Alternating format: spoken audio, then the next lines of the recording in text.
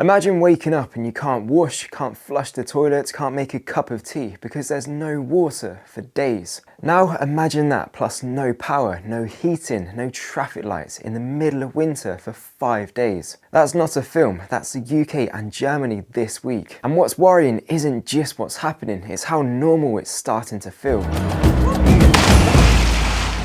Welcome back to Charlie Survival. Today we're talking about two real events that should make any normal person in the UK go, hang on, are we actually ready? Because this isn't prepper fantasy, this is basic life support stuff. Water, heat, light, and getting through a week when systems don't work. Before we start, if you want calm UK realistic prepping and survival that's actually doable, hit subscribe and drop a comment. What would break first in your house? Water, power, or heating? Because your answer helps me shape the next video. Here's what we're doing in this video, 3 parts. 1. What's actually happening with the UK water emergency? Tens of thousands of homes in Kent and Sussex affected, schools closing, businesses shutting, bottled water stations everywhere. 2. What's happened in Berlin? A 5-day blackout in freezing temperatures, reportedly caused by sabotage, with people cooking on camping stoves and trying to stop pipes freezing. 3. I'm going to give you a simple 72-hour reality plan, the smallest, cheapest changes that make you way harder to knock over when this stuff happens. By the way, because loads of you always ask, Charlie, what's the exact stuff you actually recommend? I put my Charlie Survival Amazon kit list in the description. It's not a fantasy bunker list, it's the basics I talk about on this channel: water, light, heat, comms, cooking.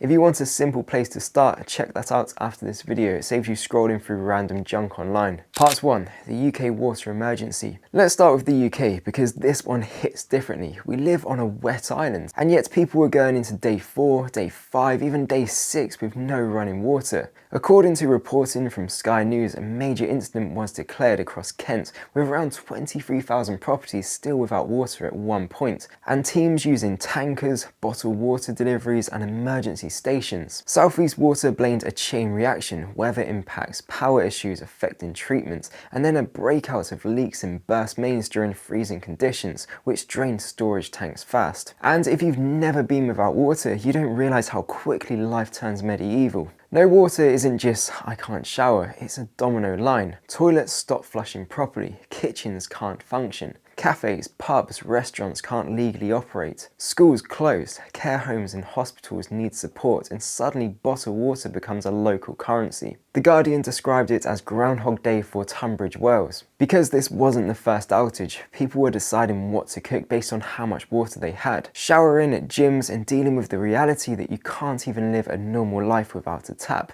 That's why this matters for you, even if you live 300 miles away, because it's not really about Kent and Sussex, it's about fragility. The real lesson: you don't get a warning siren for water loss. Here's the sneaky part. Power outages feel dramatic, the lights go out, it's obvious. Water outages are quieter until you go to the sink and realise nothing. And once it's gone, you can't magically buy your way out if everyone else is also panicking. So let's turn this into something useful. If your tap went dry right now, what's your first move? Most people would drive around looking for bottled water, maybe queue for hours, and hope they get lucky, but we can do better than luck. UK water, the 4 essentials, simple, realistic. If you take nothing else from this video, take this. 1. Store water like an adult. Not 50 litres and forget about it, just enough to buy time. A practical starting point is 2 to 3 litres per person per day for drinking and minimal cooking, plus a bit extra for basic hygiene if you can. Even 48 hours changes your whole stress level. 2. Have a backup way to make questionable water safer.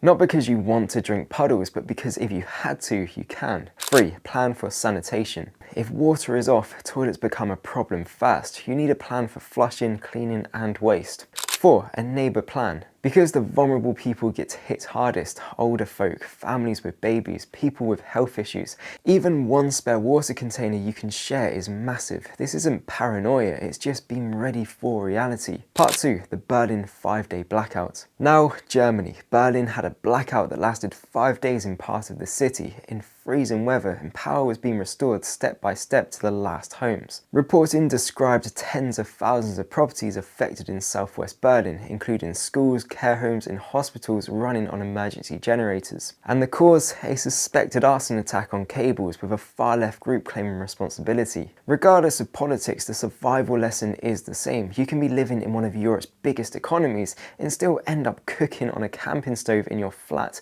wearing a hat to bed and trying not to let your pipes freeze. The most normal detail: people felt lost. One of the details that stuck with me was residents saying they felt lost, relying on a battery radio for updates, because when power goes, it's not just lights, it's information. No Wi-Fi, phones dying, traffic lights out, shops shut, heating gone, and suddenly you're back to torch, radio, layered clothing, and a way to cook. That's the core, and it's why I always say prepping isn't buying weird gear, it's covering the basics, or as a legend commented on my previous video, prep for Tuesday, not doomsday. Blackouts in winter is a different animal. A summer blackout is annoying. A winter blackout can be genuinely dangerous, especially if you live in a flat or you've got kids or you've got elderly family. In Berlin, people were trying to keep water pipes from freezing because that's another brutal knock-on effect. No power means no heat. No heat means frozen pipes. Frozen pipes means burst pipes. Burst pipes means water damage. Water damage means longer recovery. That's how these events compound. So here's the practical question for you. If your power went off tonight in January and stayed off, what would you do on night 3? Most people can wing night 1. Night 3 is where systems start to fail and stress makes people stupid. Part 3, what this means for you and the 72-hour plan. So let's zoom out. The scary part isn't Germany had sabotage or Kent had burst mains. The scary part is that the margin for error is thin, and when something goes wrong, the fix isn't instant. Water companies talk about tankers and deliveries, cities talk about step-by-step restoration, and all I hear is you're on your own for the first chunk, so your job is to buy yourself time, not weeks, time. The 72-hour reality plan. Simple steps, big impact. Here's the 72-hour reality plan. If you do just this, you're ahead of 95% of people. A. Water buffer today. Get containers you actually trust, not random old bottles that leak. Store enough for 2 to 3 days per person. Rotate it, keep it boring, keep it clean. B. Make water usable option today. You want one method that works when shops are empty, not because you want drama, because you want choices. C. Light tonight. One lantern for a room, batteries or a reliable recharge method, because light changes everything psychologically. D. Heat this week. No need to pretend you'll be cozy, the goal is not getting hypothermic. Thermal layers, blankets and sleeping bags. One room heat strategy, shut doors, block drafts, layer up. E. Cooking this week. If you can heat water, you can eat. That's morale, that's function. F. Information this week. Because when your phone dies, you need some way to know what's happening. G. Sanitation this week. If water goes, you need a plan for toilets and cleaning. This is the part people ignore and regret first. That's it. Not sexy, not extreme, just stable. The biggest mistake people make. And here's the biggest mistake people make. They wait until it happens. Then they try to solve it with a credit card.